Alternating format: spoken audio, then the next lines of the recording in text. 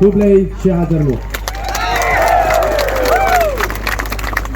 Boleh sebut Ardani ke Jiklan ke Jonghi. Minta kibubun ki constituency kipun kimong bardan pabri usini kimong bardan aipra ini usini katang ni ke cikcop kacili ke balai hagani ke jingat linti ke ji nilai job ya ini kita ke jingat linti kabasol tunat kolong bagi patba kimong aipri ini minta pabri usini kimong aipra malaga constituency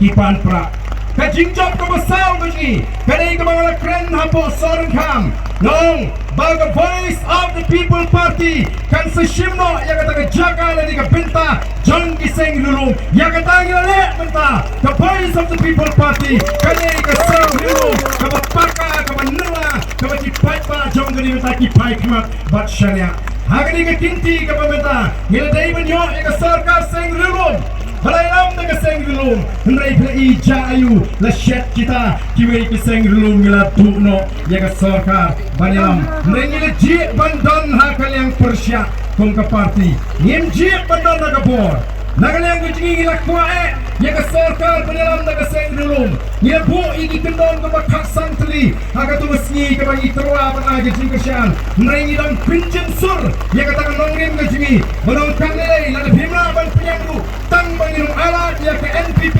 bahkan Thailand sikabot ngin ai ya kata outside support nani ke jingkasyan ke banabar mulai wat ya kata tim sim lapen snap ni mo ngile I ke ai ke belaja oh don kiseng kiba kam begini ginong alam kiba plan mulai ndala kali de ginong to kubor ngile iling ba kilat patai kubor kinong no le no la le show UDP khmat ni hat buat bet nadir ni ngile ba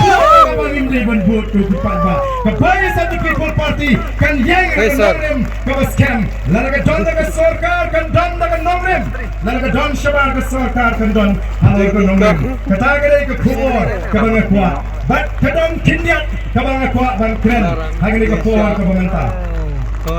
namar bangidang terang